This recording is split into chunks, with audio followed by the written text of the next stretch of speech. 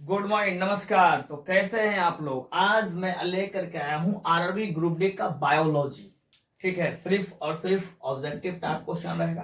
Plus में जब मैं पूरी क्लास का यानी बायोलॉजी पूरा फिनिश होने के बाद आरआरबी किस तरीके का क्वेश्चन पूछती है बायोलॉजी से, वो भी मैं आपको एक झलक में दिखाऊंगा। तो आइए फटाफट पूरा का पूरा क्लास देखते हैं एक झलक में। हाँ, जल्दी जानते हैं।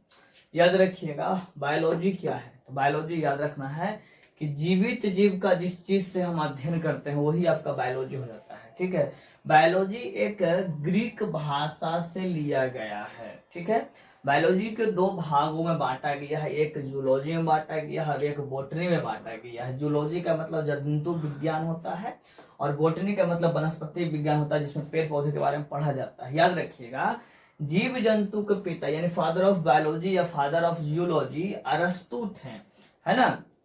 याद रखिएगा, एक ग्रीक के दार्शनिक थे। ओके, और फादर ऑफ बोटनी यानी जो पेड़ पौधे के अध्ययन के पिता जो बने वो बने थियोफेसस। लेकिन याद रखिएगा 1802 में जर्मन के और फ्रांस के दो वैज्ञानिक थे। फ्रांस के और जर्मन के दो वैज्ञानिक थे। ठीक है, नाम था एक का लेमार्क जो फ्रांस के थे और एक का नाम था ट्रेविरेनस। ठीक है ना, ये दोनों व्यक्तियों ने 1802 में सबसे पहले बोला था बायोलॉजी के बारे में। ओके, ठीक है ना। तो यहां से थोड़ा सा क्वेश्चन ध्यान दीजिएगा। और ये जितना भी दिया गया है जीव विज्ञान के अलग अलग शाखा के उनके अलग अलग पिता बने। ठीक है, तो याद करना कैसे, जीव विज्ञान और जंतु विज्ञान के पिता एक ही वो थे, अरस्तु थे।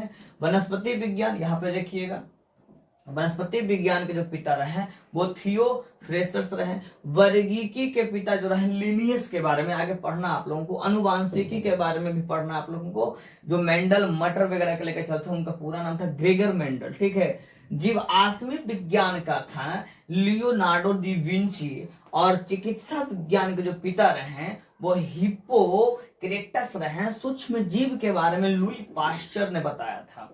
ये सब नाम आपको हाईलाइटेड होना है। लुई पास्चर हो गए, ग्रेकर मेंडल हो गए, लिनियस हो गए, ये सब नाम आपको मिलेगा। आधुनिक भ्रूण के जो पिता रहे वॉन वेयर रहे।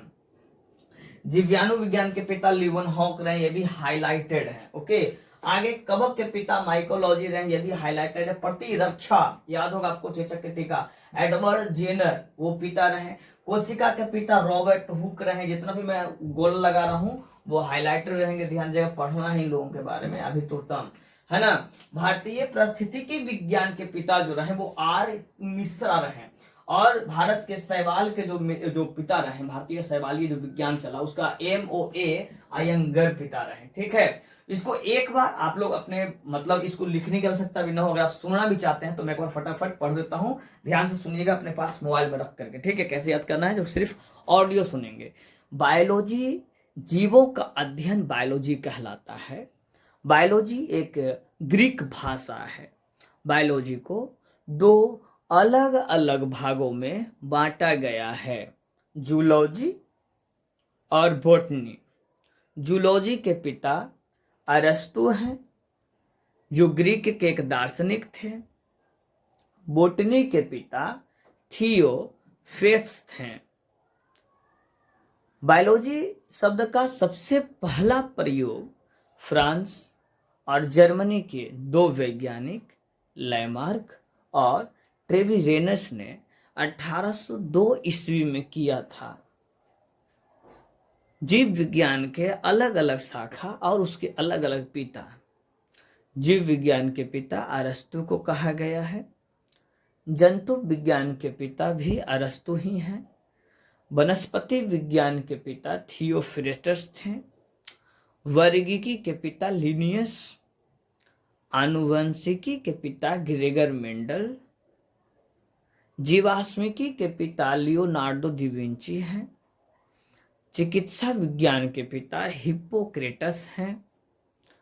सूक्ष्म जीव के पिता लुई पास्चर हैं। आधुनिक भ्रूण के पिता वॉन वेयर हैं। जीवाणु के पिता ल्यूवन हॉक हैं। कवक के पिता माइकेली हैं। प्रतिरक्षा विज्ञान के पिता एडवर्ड जेनर हैं। कोशिका विज्ञान के पिता रॉबर्ट हुक हैं।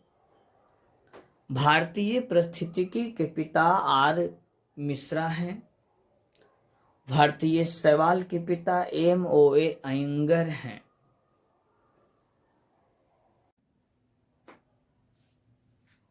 आइए बायोलॉजी एक नजर में धड़ाधड़ समझते हैं। याद रखिएगा, बायोलॉजी के पिता अरस्तु हैं।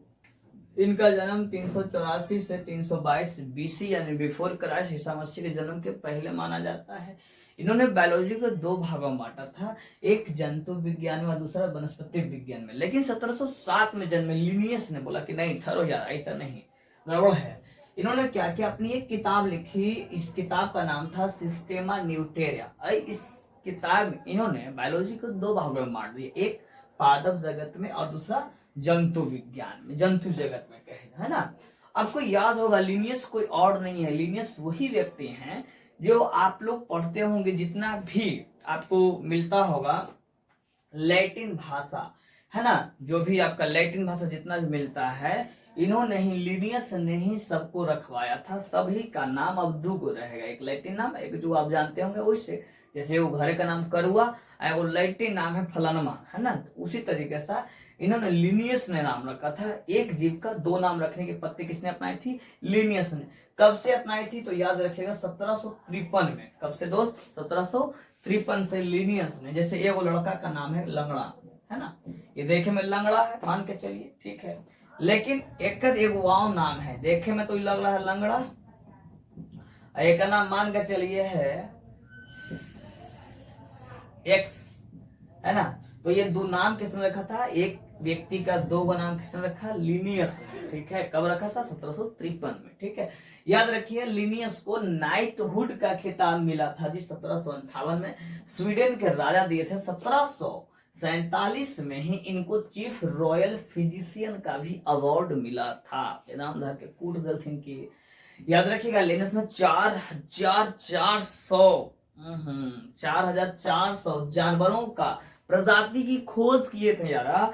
7,700 अलग अलग पौधों का प्रजातियों का नाम बताया था लिनियस। एकदम धर के समेट लेते पढ़ाई में कि नहीं, है ना। अब आगे ये तो रहा मोटा मोटी जानकारी। अब आगे क्या हुआ? हिटकर जन्मे 1969 में, है ना। 1969 में एक व्यक्ति ने जवाब दिया, हिटकर ने। ठहरो यार, और भी कुछ वर्गीकरण बाकी है।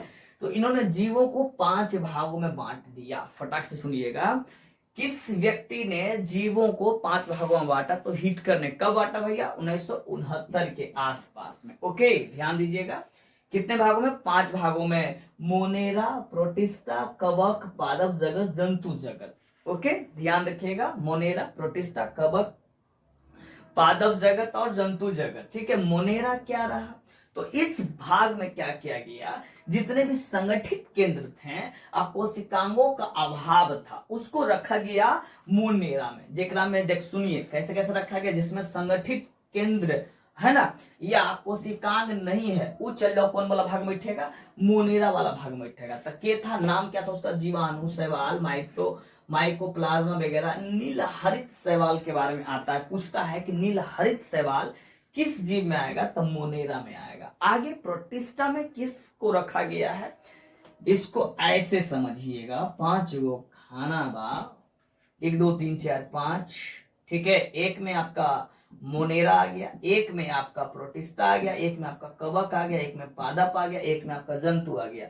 मोनेरा में क्या बैठेगा? जेकरा जेकरा में कोशिकांग नहीं रहेगा, संगठित केंद्र नहीं रहेगा, वो मोनेरा में जाकर बैठेगा, ठीक है। जैसे क्लास बांटा गया 5 भागों में, सबसे छोटका लड़का NC क्लास में बैठेगा, ओकर बाद वाला 1 क्लास में ओकर बढ़िया, 2 क्लास में ओकरा से बढ़िया, 3 क्लास में ओकरा से बढ़िया। तैयारी करेगा ग्रुप D वाला है कि नहीं? उसी तरीके से मोनेरा में कौन कौन बैठेगा? तो मोनेरा में जेकरा में कोशिकांग नहीं रहेगा, संगठित केंद्र नहीं रहेगा, वो बैठेगा। फिर आ गया प्रोटिस्टा कौन लड़कन बैठाएगा भाई? तो जेकरा में एक कोशिकीय, या हम यू कह सकते हैं यूकैरियोटिक जीव रखा गया। याद रखिएगा, जेकरा में एगो कोशिका हो और यूकैरियोटिक हो, वो बैठेगा प्रोटिस्टा में। फिर से प्रोटिस्टा में कौन बैठेगा? तो जेकरा में एगो कोशिका होगा, यूकैरियोटिक होगा, वो बैठेगा, ठीक है, ध्यान से। फिर कवक आ गया तीसरा क्लास में।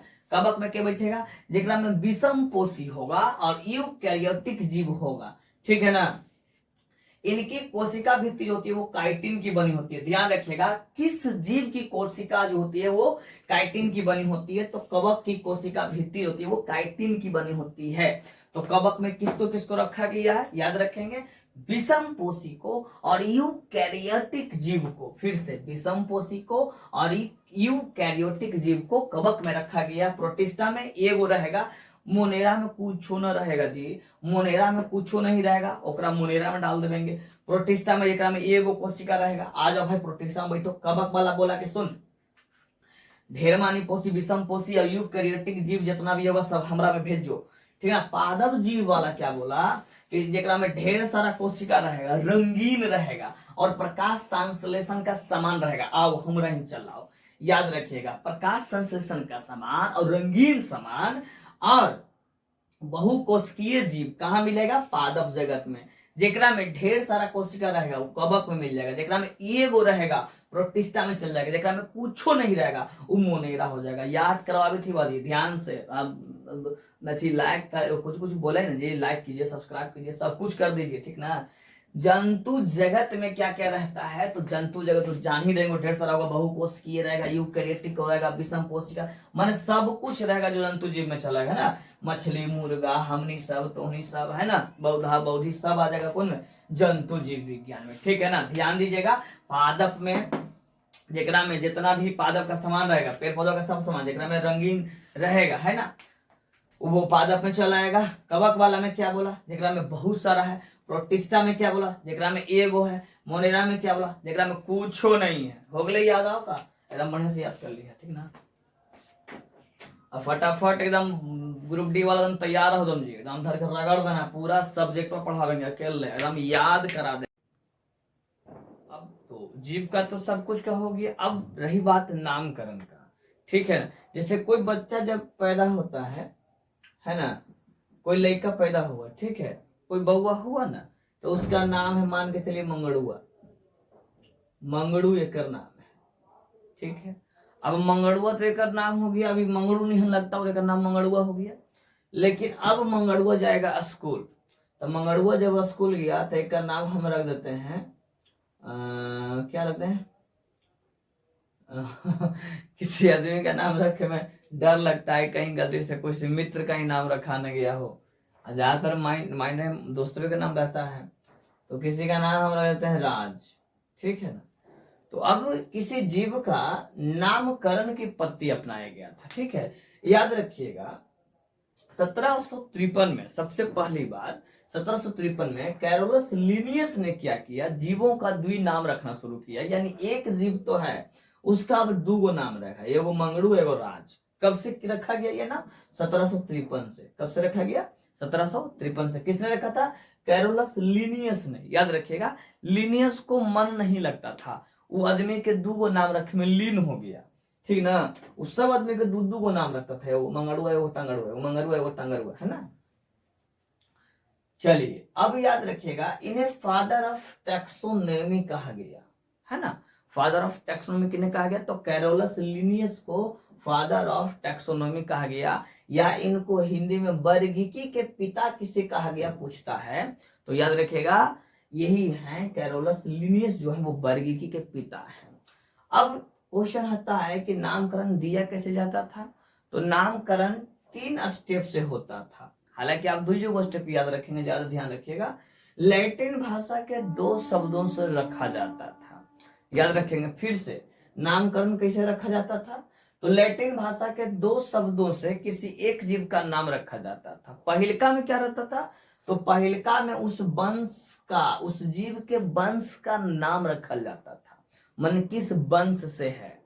दूसर का क्या होता था, उस जीव का जाति कौन सा, वो जाति से बिलोंग करता है। फिर लास्ट में उस वैज्ञानिक का नाम दिया जाता था, जिस वैज्ञानिक ने उसको नाम दिया होगा या पहली बार खोज किया होगा, तब उस व्यक्ति का भी नाम हम देते थे। फिर से किसी भी जीव का नामकरण 2 स्टेज से गुजरता था, ठीक है। पहला उसके जाति, दूसर का, है ना, उसके वंश और जाति के नाम पे, तीसर का जो होता था वैज्ञानिक के नाम पे, सबसे लास्ट में वैज्ञानिक का नाम देते थे।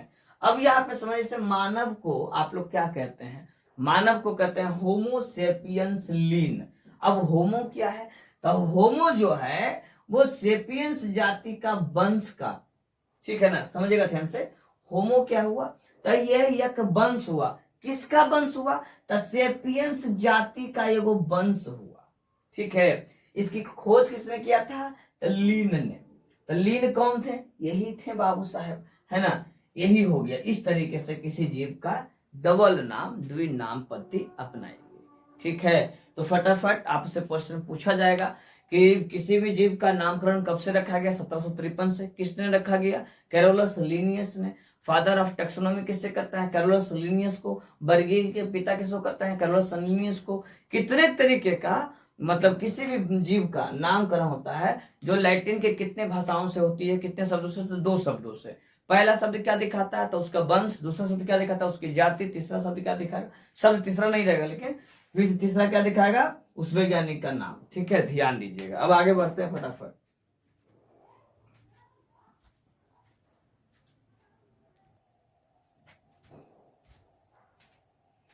तो आज इतना ही, फिर नेक्स्ट वीडियो में हम लोग पूरा का पूरा छोटे छोटे जीव जितने भी हैं उन सबका एक, अभी तो फिलहाल में पहला क्लास रहा, तो मैं रिक्वेस्ट करूंगा ग्रुप डी की तैयारी में एक ऐसा वीडियो है, कमेंट जरूर कीजिएगा। जो भी कमी रहेगी कमेंट जरूर, मित्र की तरह, भाई की तरह जरूर बताइएगा। जितना हो सके मैं मदद करूंगा, फ्री ऑफ कॉस्ट में, कोई पैसा नहीं लगेगी। इसलिए पूरा का पूरा ऑल टू ऑल पढ़ाया जाएगा, कोई टेंशन नहीं है। पहले इसका व्यूज अच्छा दिलवाइए, आप लोग कोशिश कीजिए और लोगों तक शेयर कीजिए, पहुंचाइए। बिल्कुल, अगर आपका प्यार मोहब्बत मिलेगा, रात दिन एक कर देंगे, सिलेबस आपको एकदम टाइम पर खत्म करके हम देंगे। तब तक के लिए नमस्कार, प्रणाम। अपने मित्र और भाई को दीजिए नमस्कार, तब तक के लिए बाय।